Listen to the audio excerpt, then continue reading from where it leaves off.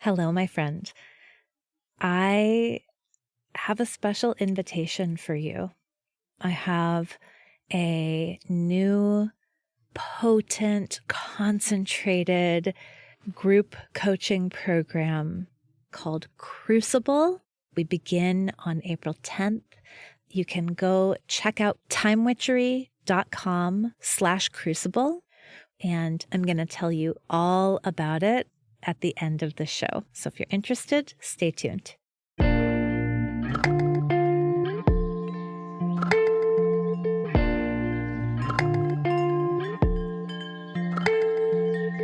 Welcome to Mind Witchery. I'm your host, Natalie Miller, and I'm so glad you're here.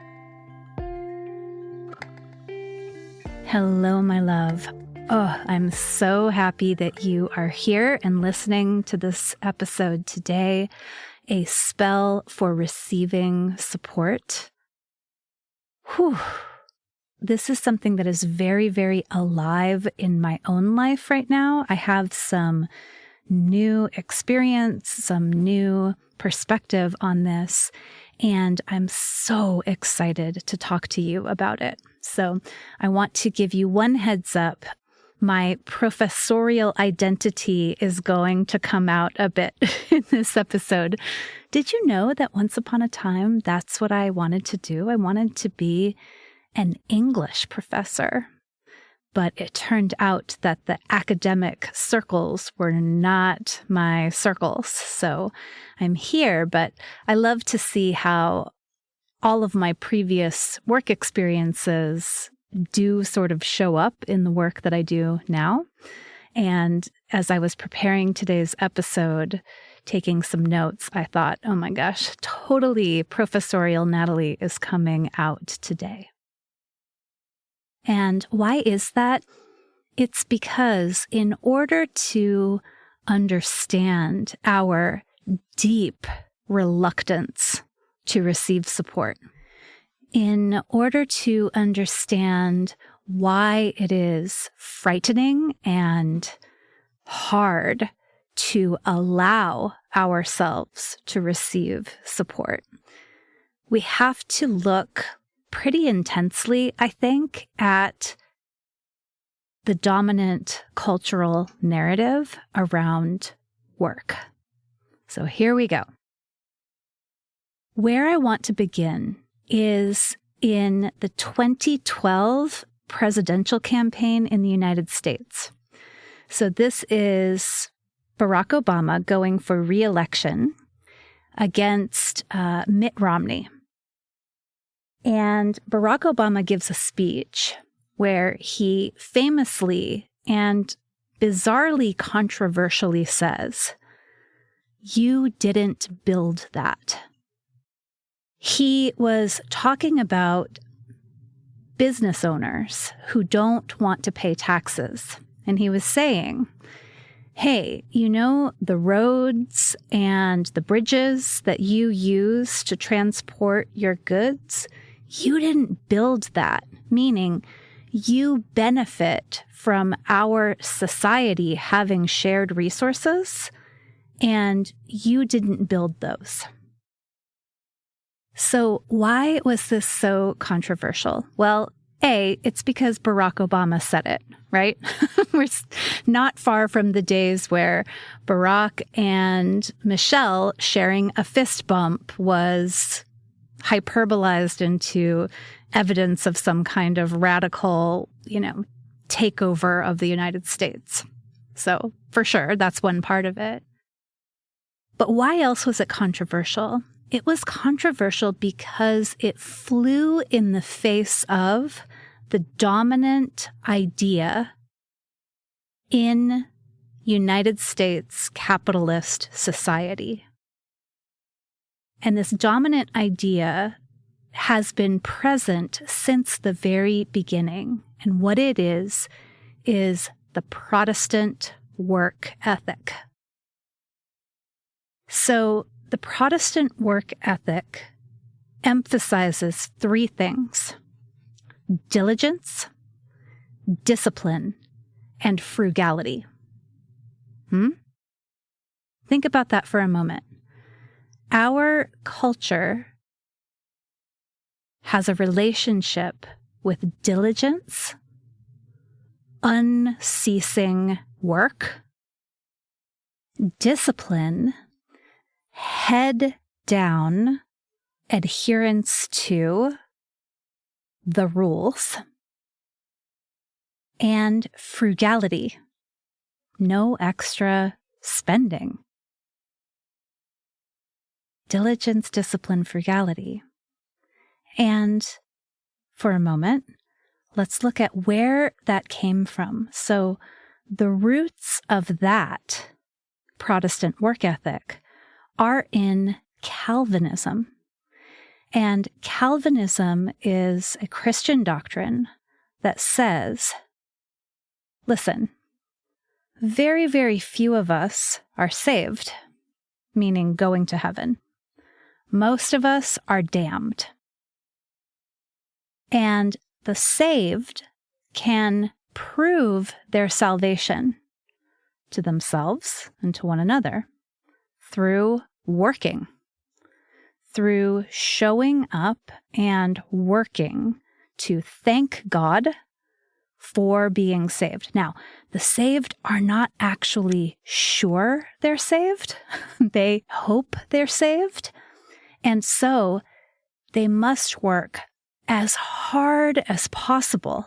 Like you could not work enough to prove and to believe in your salvation, because there's always that little doubt that it might not have been enough, that you might not be one of the saved ones. So what comes out of the Calvinist ideology is a deep individualism. An individualism that says, each of us is in this alone. You have a deal between you and salvation, between you and God, and probably most of your neighbors are damned, right? Because almost everyone is. You might be saved, and so you have got to be focused on your own work, be diligent and disciplined, and be very frugal. No extras for you. We've talked about this on the podcast before. When do you get to enjoy? When do you get to relax? After the work is done. Now, with Calvinism, that meant maybe when you go to heaven.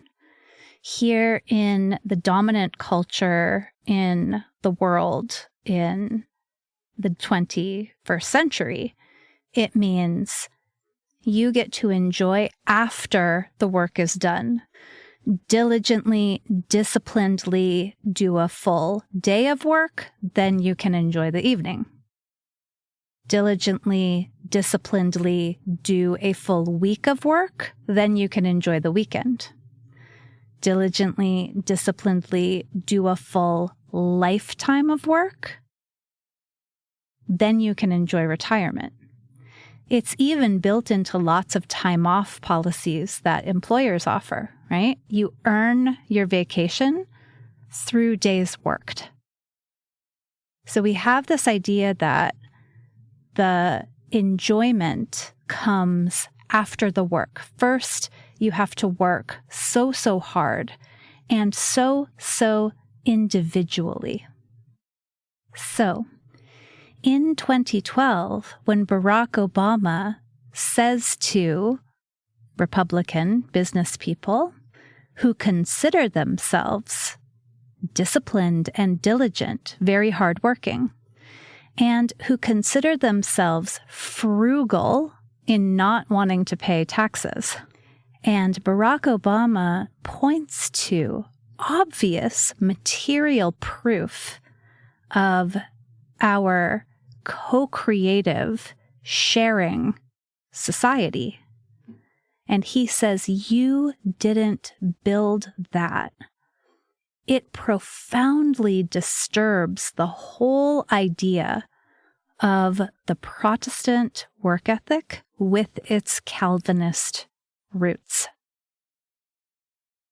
It also disturbs a prevalent theory that we have about capitalism and capitalistic success and work. And this, my friends, is thanks to a German sociologist. He didn't think of himself as a sociologist, but he's one of the first sociologists, Max Weber. And Max Weber writes in the late 19th century that basically capitalism is enabled by this Protestant work ethic, that it's through the Protestant work ethic that capitalist success arises. Right? And you know this somewhere in the deep, deep cultural knowings, because we have all been taught this. We've been immersed in a culture that prizes diligence and discipline and frugality, that not only prizes it, but also equates it to moral worth, right? The dominant culture says if you work so hard, individually, all on your own, if you pull yourself up by your bootstraps, if you are unceasing, unwavering in your dedication, then you are good. Then you deserve to spend your money on whatever you want. Maybe even an entire social media company, right? Our culture says work hard, then play. Work, work, work, earn, earn, earn. And only when you have achieved, on your own, we imagine, success, then you can do as you like with your money. This whole narrative depends on us imagining that each of us individually, through hard work, creates success on our own, by ourselves. When Obama says you didn't build that, he makes visible what this whole way of seeing the world really wants to forget and deny and ignore, which is that we are actually all in this together. We are co-creating. We are sharing. No person is doing anything alone, ever. We are never alone. We are always, always connected. Now, am I sitting here recording a podcast by myself? Apparently, yes. But I'm using tools designed and made and packaged and mailed and delivered and set up by other people. Other people are taking this recording and bringing it to you. And without you, there's no podcast. Just like without all of the books and articles that I've read, there's no historical background. Without the language that I've learned and you've also learned, the language that we share, there is no podcast. We are all in this together. This is something that Martin Luther King Jr. points out in his criticism of Weber, and it is like so deliciously succinct. I want to share it with you here. This is what Martin Luther King Jr. says. We have deluded ourselves into believing the myth that capitalism grew and prospered out of the Protestant ethic of hard work and sacrifice. The fact is that capitalism was built on the exploitation and suffering of Black slaves and continues to thrive on the exploitation of the poor, both Black and white, here and abroad. Yes. And, little feminist addition, capitalism also depends on the invisibility of caregiving work. Capitalism is built on having certain kinds of labors not count. Caregiving labors, householding labors, domestic labors, basically. Capitalism depends on all of those just somehow magically being taken care of so that the various labors our culture has decided count, right? The ones that are paid, the ones that contribute to the GDP, so that those can continue. I remember hearing once a woman say, yeah, my husband said, I make the money and you spend it. She was a work-at-home mom. I love to say work at home because stay at home is just like, it's not really staying when you are caring for children and you are caring for a home and all that goes into householding, right? But that idea, I make the money because my labor counts, because there's a dollar amount associated to it, and you spend it. There is a deeply fucked up, deeply erroneous, deeply exploitative logic present here. And again, it is one that is very individualistic and denies the co-creativity, right? The roads and bridges do not repair themselves. The toilets and showers don't clean themselves. The meals don't cook themselves. The children don't raise themselves. The fields do not maintain themselves. The cotton never picked itself. But Calvinist, Protestant work ethic would pretend that it was so. And or would conscript all of these exploited people into the same logic, right? Saying, hey, you might be saved, enslaved person, woman, but the way we know is that you are diligent, disciplined, and frugal, right?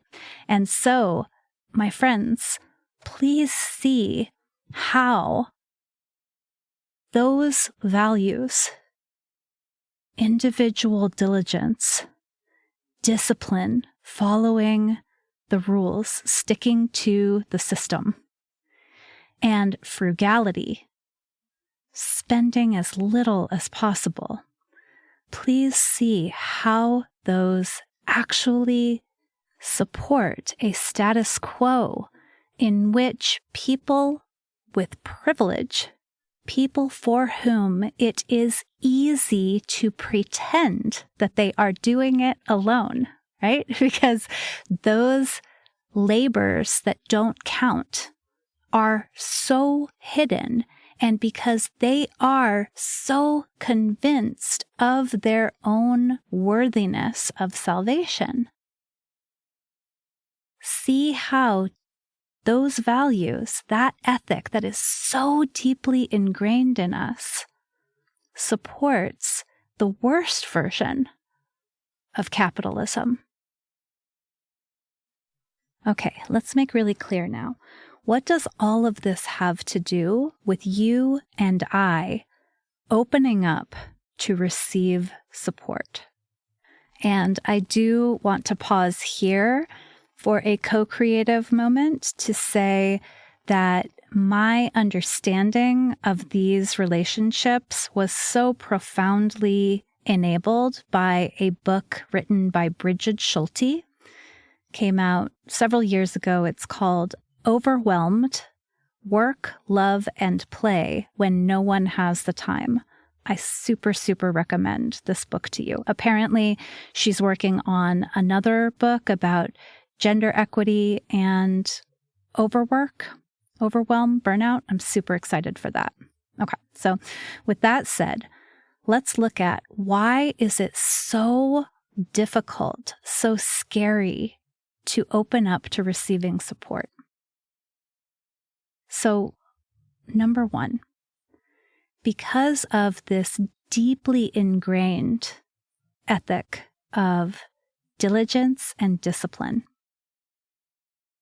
we imagine that easing up, choosing something easier, is profoundly dangerous. And not only dangerous, but it's like unethical. Again, this is so twisted around when you understand the origins of it, but it's this idea that like you should be able to do this yourself. And if you can't figure out how to do it yourself, meaning if you can't work hard enough or work smart enough, P.S. Thank you, Benjamin Franklin, for adding that to the culture, right? He had this whole, like, if you can optimize your life, you can do anything. Sound familiar? Go to the self-help section of a bookstore and you will find lots and lots of, if you can optimize your life, you can do anything, right? So easing up, meaning getting some help at home, getting some help, some mentoring, some coaching, some guidance, receiving help, an assistant, someone to take some of the stuff that you're really just not that good at off of your plate. It's not only dangerous and kind of proof of your badness, your unworthiness, right? It is also not something you get to do until you have earned it, right? You cannot have support until you have earned it. And what does this look like? This looks like, well, I'd love to hire a coach to help me grow my business, but I don't get to hire the coach until I've worked on my own by myself hard enough to earn the money to then merit hiring the coach. Right? It's this idea that I have to do it alone. I have to achieve some kind of success on my own, and only then am I allowed to receive support.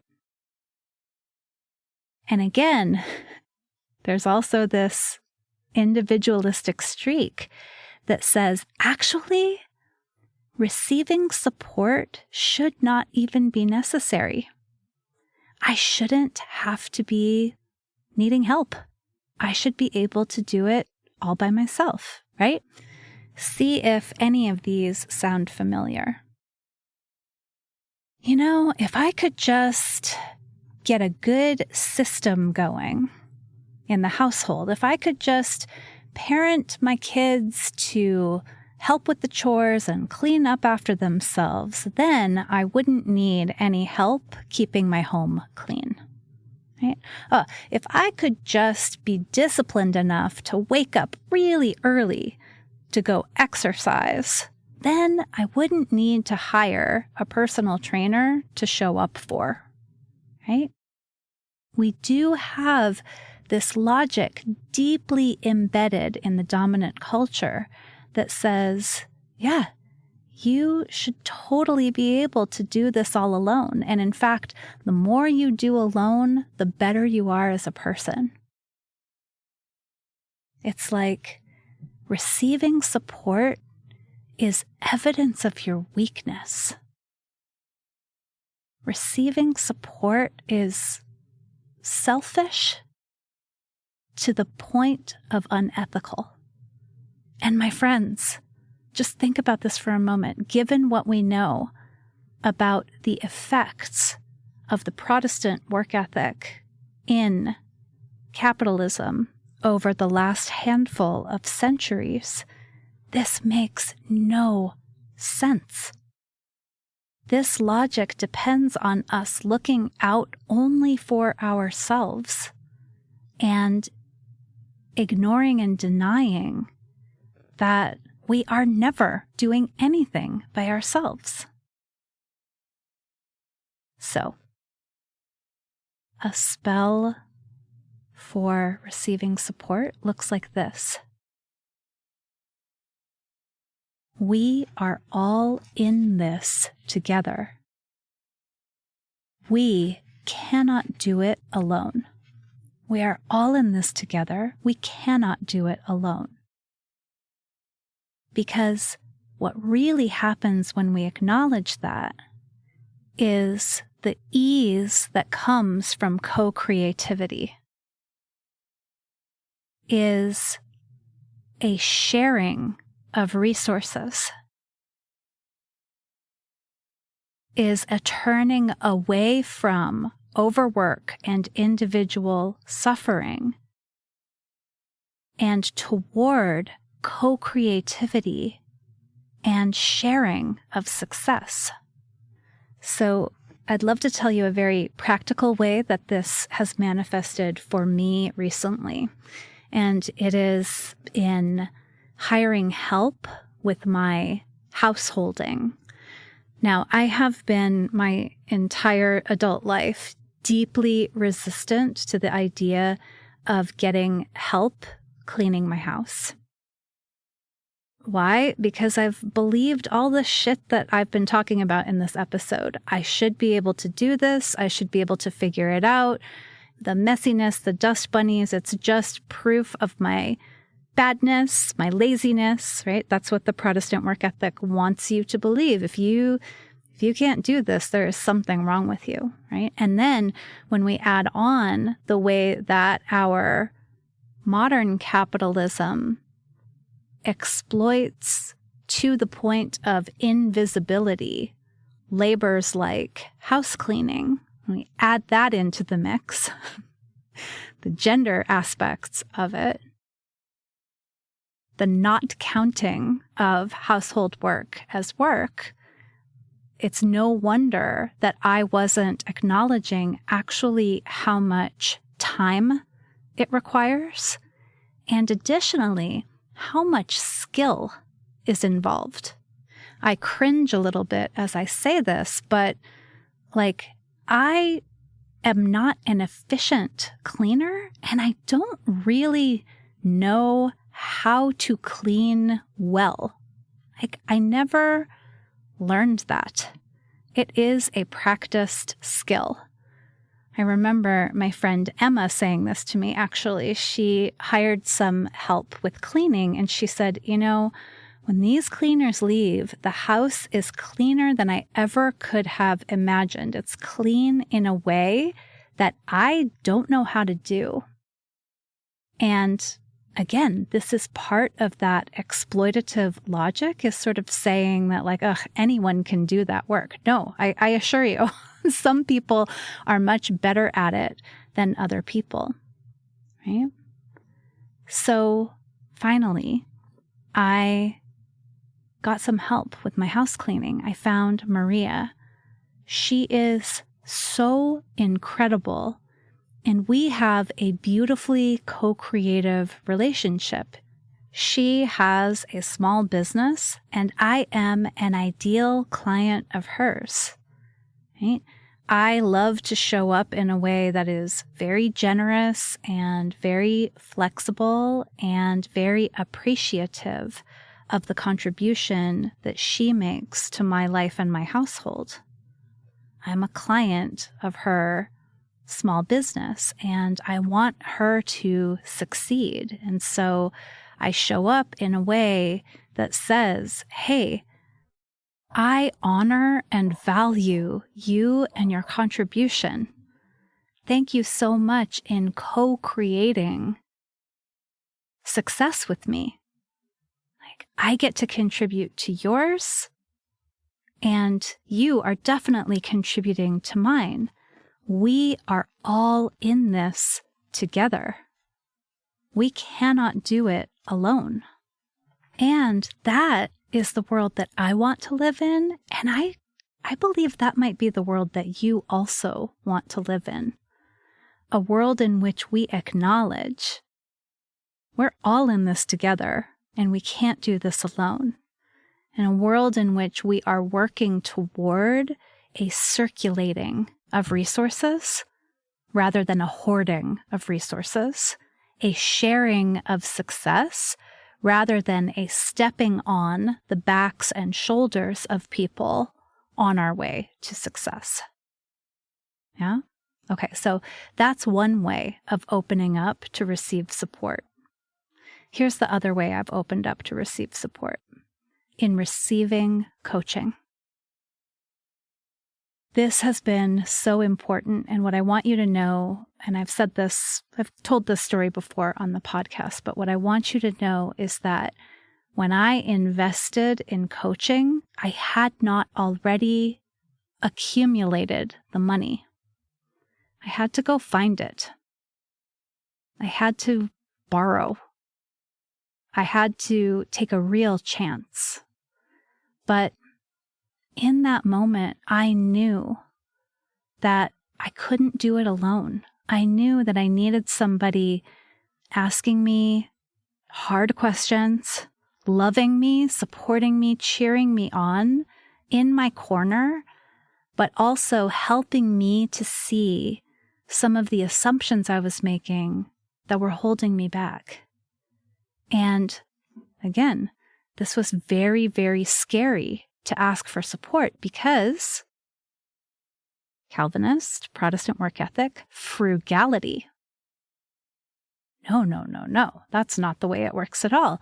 We don't spend any funds that aren't necessary, and P.S., almost no help is necessary because we are all in this alone, is what that ethic says. And so to say, okay, I haven't quote unquote earned it yet, but I know that for me to be able to step into this next phase fully and with so much less fear and suffering, I need help, right? It's fascinating, isn't it, that makes so many people think, oh, this is so selfish.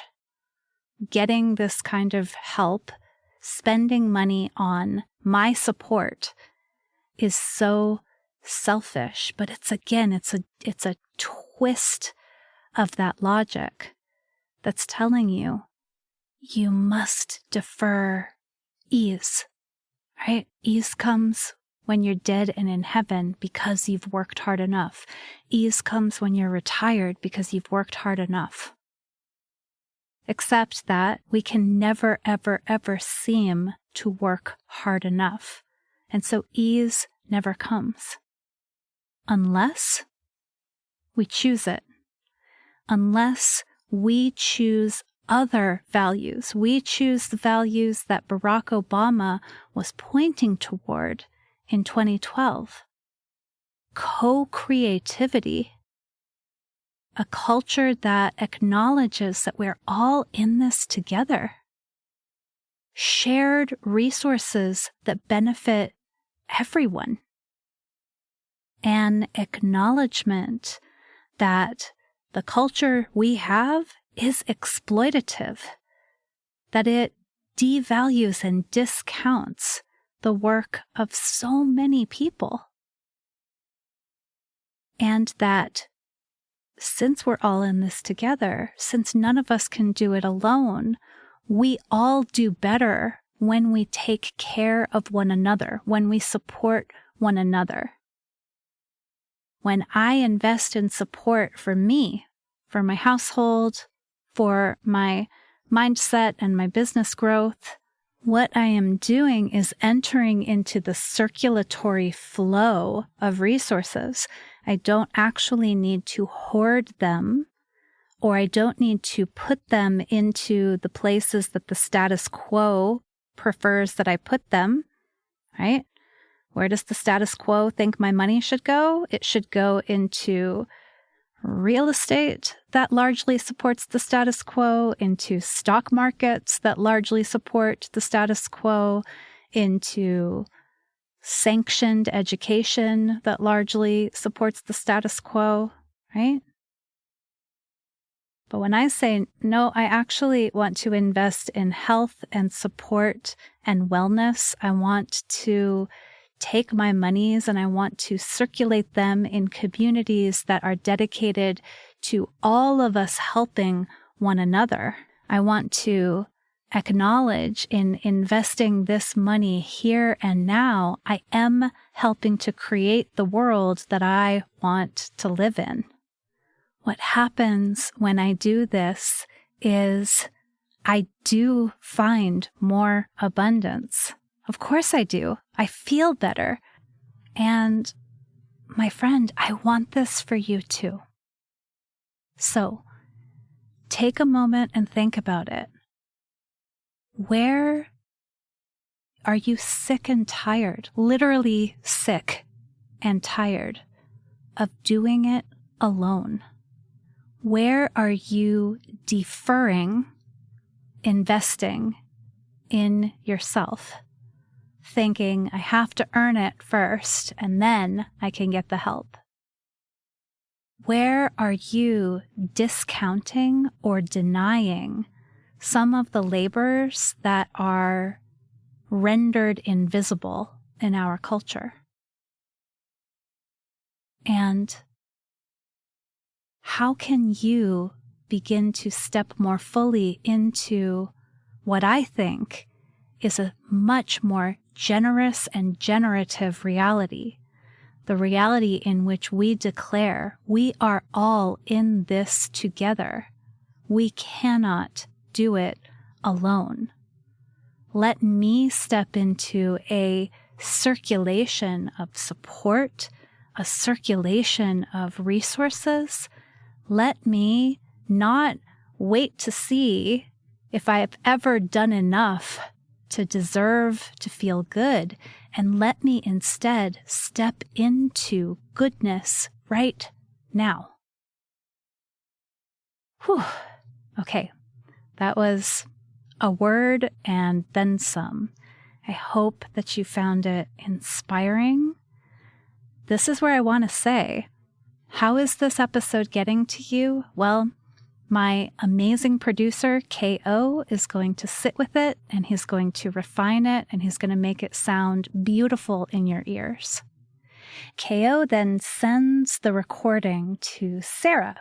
Sarah Baum from Sharp Copy Transcription is the person who transcribes the episodes. I don't use a bot auto program to transcribe. That's why they are so beautiful and joyful to read. This creates so much ease in my business, and hopefully for you if you like to read the episodes rather than listen to them. So Sarah transcribes the episode, and then Sam, my incredible co-creator in all things business, Sam is going to make a beautiful thumbnail. That thumbnail is going to include a picture that has been taken by a talented photographer. It may have been Shannon Acton. It may have been Monique Floyd. It may have been Leslie Whitehead, but you're going to see a photo that some skilled photographer took. She's going to put it all on a website that is created and hosted through Squarespace, which I'm sure has many, many creators there, right?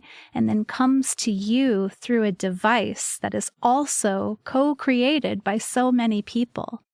That's the reality of this. Our culture prefers to say, oh my gosh, Natalie Miller, she has an amazing podcast. It's hers, but it's not mine. It's ours. It's ours. Let's step into that world. Let's build that world together. Thank you so much for listening. Bye for now.